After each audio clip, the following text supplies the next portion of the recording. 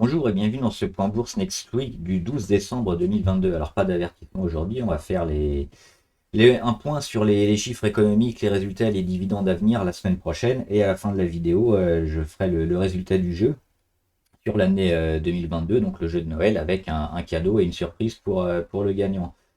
Donc on va commencer alors toute cette semaine, ce qui va nous intéresser, c'est surtout l'inflation, les prix à la consommation et les taux directeurs des banques centrales, on va le voir. Alors on commence par mardi 13 décembre.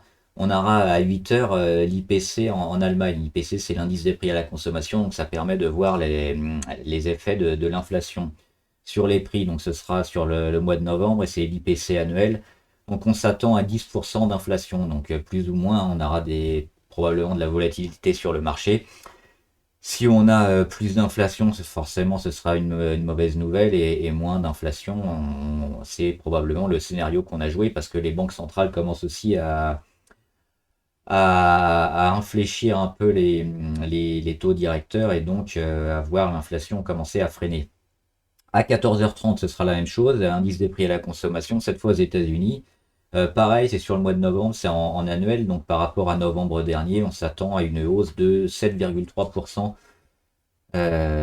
aux États-Unis. Mercredi 14, 8 heures, IPC annuel, donc c'est toujours la même chose hein, sur le mois de novembre par rapport à novembre dernier, donc d'il y a un an. En Grande-Bretagne, cette fois, on s'attend à 10,9%, donc c'est un peu plus élevé en Grande-Bretagne. À 16h30, pour ceux qui traitent le pétrole et ses dérivés, ça peut toujours être intéressant. On aura le stock de pétrole brut aux États-Unis. Donc pareil, ça impacte souvent le prix du Brent notamment.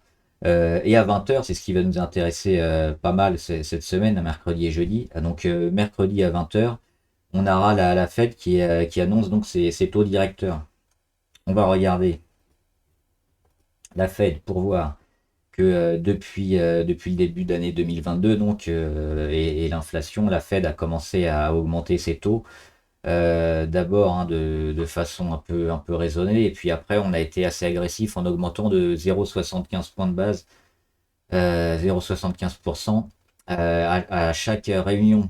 Ça fait beaucoup, c'est très agressif, et là on commence certainement à voir les effets sur les prix, sur l'inflation. On l'a vu dans les vidéos précédentes, avec notamment la courbe des matières premières qui commence à s'infléchir. Donc, certainement un pivot hein, sur cette hausse de 0,75. Tout le monde s'attend à ce qu'on ait 0,5%. On le voit, à chaque fois, on a des augmentations de 0,75. Là, on est à 4% sur la Fed. Donc, on sera probablement à 4,5%. Si on a 4,75, ce sera certainement très mal accueilli par le marché. Mais on s'attend à plus 0,5, donc à voir des taux sur la Fed, la Banque fédérale américaine, à 4,50.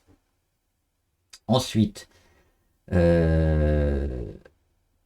jeudi, donc jeudi 15 décembre, on aura à 13h, pardon, pareil, hein, l'annonce des taux directeurs, mais cette fois sur la Bank of England.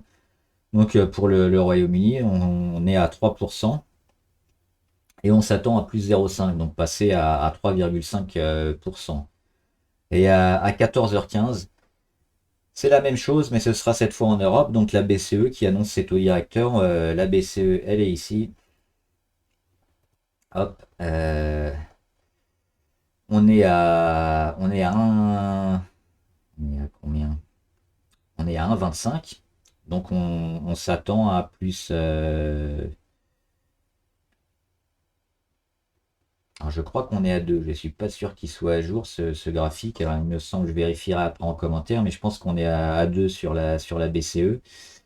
Et on s'attend à plus 0,5, donc passer à 2,5% de taux d'intérêt. Ensuite, 14h30, donc juste après, aux États-Unis, c'est l'inscription au chômage hebdomadaire.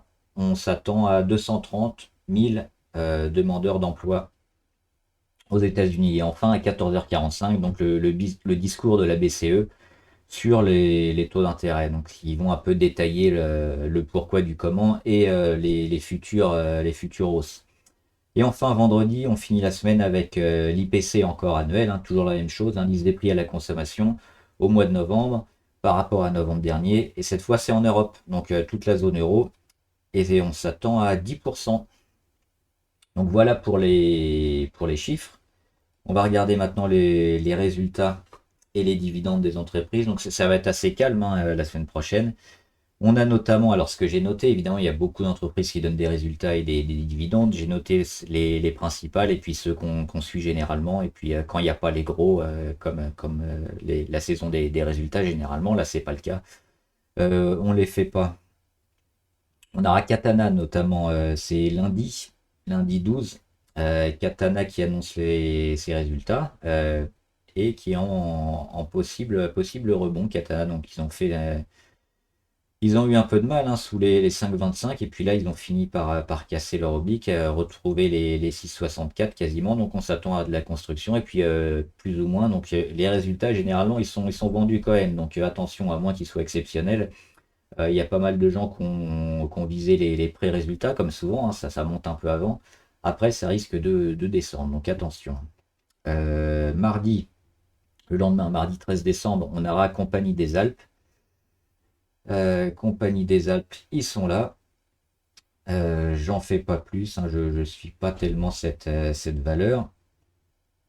Et enfin jeudi, alors jeudi ou vendredi, apparemment ce serait jeudi, plutôt le 15 décembre, on aura EuropaCorp. EuropaCorp, hein, c'était l'ancienne société de production de Luc Besson. Je ne sais plus s'il est encore aux commandes ou pas.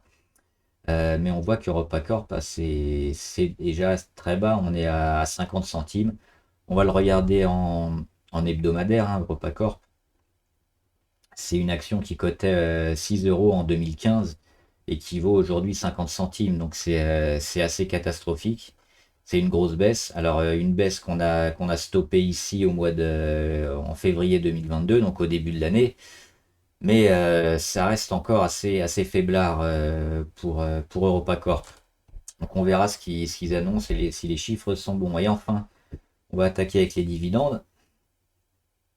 On va revenir en journalier. Alors lundi, le 12 décembre, on a STM, ST Microélectronique, qui devrait donner 6 centimes. C'est pas terrible, hein, mais bon, c'est toujours ça, 6 centimes par action.